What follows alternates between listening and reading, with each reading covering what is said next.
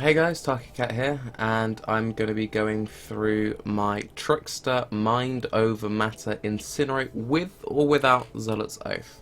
So first, I just want to give a brief example of how the character operates. Now, as you can see, I'm not crazy high level, I'm only level 45. I've been going pretty slowly, but I wanted to go into the Labyrinth at a very early level so I could test out my Incinerate.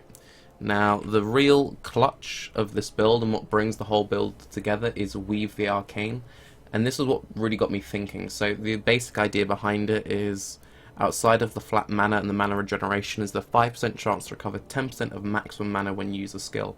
So this, in conjunction with Mind Over Matter, basically gives us a even larger health pool by supplementing it with mana, and every time we cast a spell, we refill our health, aka our mana. So I'm going to show you how Incinerate works in practice. Now again, this is at level 45.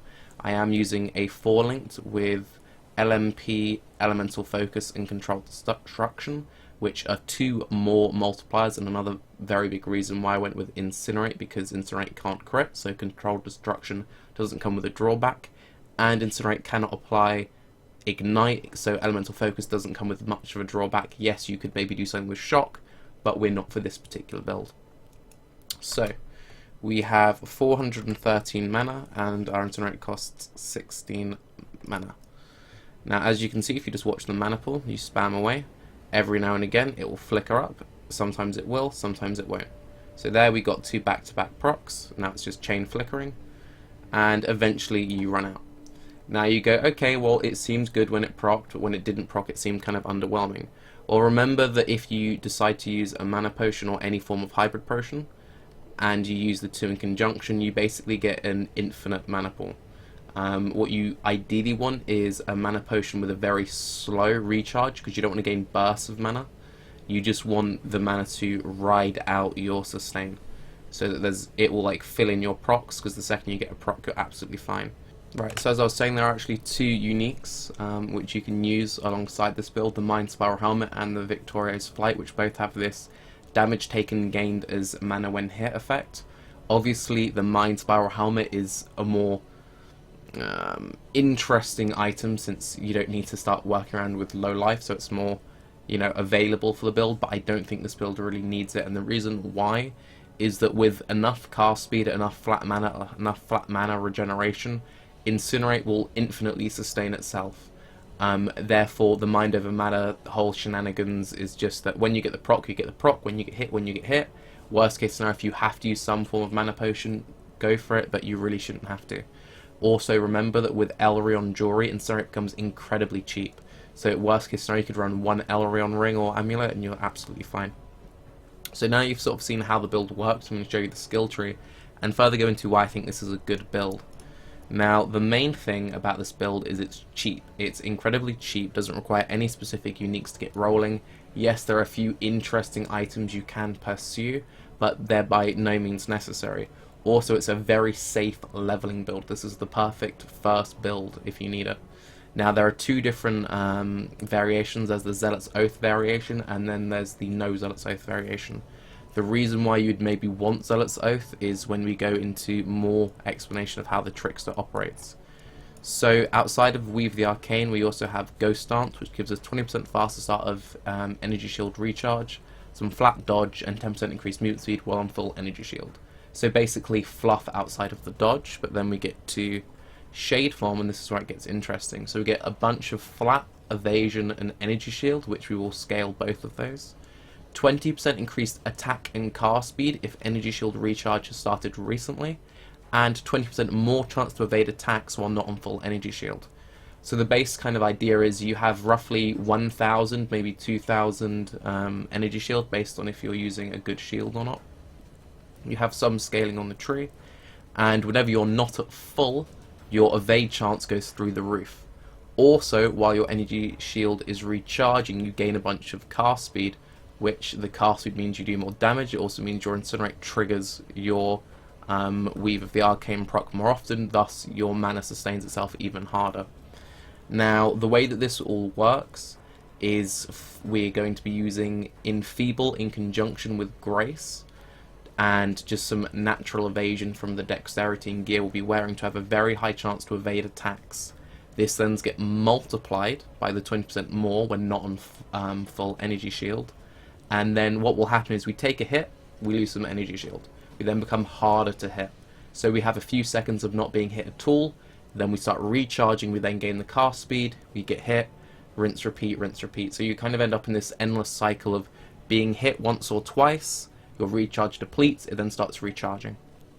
Now, why you would or wouldn't want Zealot's Oath will depend entirely on how much energy shield you want, and if you want to purely have your energy shield as a trigger mechanic, or if you also want it as an added layer of defense.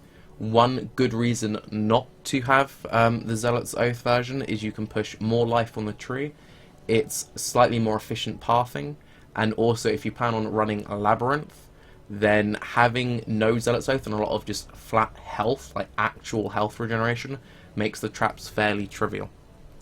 So I'll go through the base sort of pathing and then I'll talk about the two different variants a little bit more. So to start out with leveling, I recommend you just rush straight through all of these damage nodes.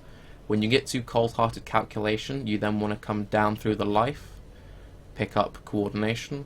You probably want to start off leveling with Spark Orb of Storms until probably about, you can either do it until you get a decent bit of gear, if you have Aerion Rings if you have it, or until you get Weave the Arcane.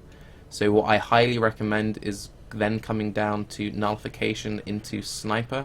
The projectile speed will make leveling with Spark a little bit easier, and it's very helpful when you do eventually turn into Incinerate. These 5 points here I would ignore. The only reason you would get these points early is if you planned on leveling as Spark for a very long time, in which case you might decide to come down and pick up the piercing shots. You know, it's not that many points. It would buff your Incinerate a little bit from just the projectile damage, so respeccing out of it late game wouldn't be too big of a hindrance, because when you transition at least you're getting some damage from it. But personally I ignored all of this, I just came straight up. I picked up this life energy shield wheel, come down through here, I ignore this, I ignore this, I ignore this. I come through to Deep Wisdom, I then pick up Heart and Soul, I ignore this node, I come through Practical Application, and then from here you just want to go up and rush Elemental Overload. Now the way that Elemental Overload works in this build, because obviously Incinerate can't crit, is we use Orb of Storms. You just drop an Orb of Storms before you do anything, and this will keep the buff up most of the time. I'll go into later how to further make your Orb of Storms a bit better. So from here you then want to pick up this life mana regeneration, life regeneration. This is also about the point where you might start thinking about going into Labyrinth. Do not go into Labyrinth without life regen, you'll just get absolutely destroyed. Now based on which of the two variants you're going, you either path through this way if you're going without Zealot's Oath, or you start pathing up this way if you decide to go Zealot's Oath. Ignore this, come down to Light of Divinity, come through here, get the life, get this, then get this life regen node. Now once you've gotten this life regen node, you have two options. You can either then start picking up more flat life, or if you want to chase regeneration, you come down through here, pick up Shaper. If you have any good jewels, you can then start coming and filling in the jewel slots. If not, just pick up Shaper and stop traveling. At that point you then want to fill in the remaining health nodes and start picking up cast speed whenever you feel like your damage is dropping off. This build, while not having what seems to be much damage in the tree, actually is quite deceptive. So if you look at the stats, we actually have a load of cast speed. We have 67% cast speed, 67% spell damage, and we have a bunch of elemental damage. And remember, we're using 3 different more multipliers. So you take your Incinerate, you want weapons with added flat spell damage, that all gets added on. This all then multiplies it silly amounts, and you just end up doing stupid damage. Again, you just want to be balancing the cast speed with your mana. If you can sustain a faster cast, just go for it. And that's that. So for leveling, your links will look like Incinerate, Elemental Focus, Control Destruction as your 3 link. You want to fit LMP into your 4 link as quickly as possible. I also recommend you have a faster projectiles at hand. So whenever you're doing bosses, you swap out the LMP for the faster projectiles. Faster projectiles does have a very big difference to the skill. I'll just quickly show you. The range on Incinerate without any projectile speed is rather pathetic, so this is with augmented projectile speed. And then this is it with the faster projectiles. Now, I do recommend picking up a career reward the second you go Incinerate, because without that, and without that, it's a bit meh. And this is with some projectile speed on the tree. Without any of that, it really is kind of a pathetic range. Now, obviously, if you're going into this build later into the league, you want to be picking up a quality Incinerate, and I was actually lucky enough to get one drop for me.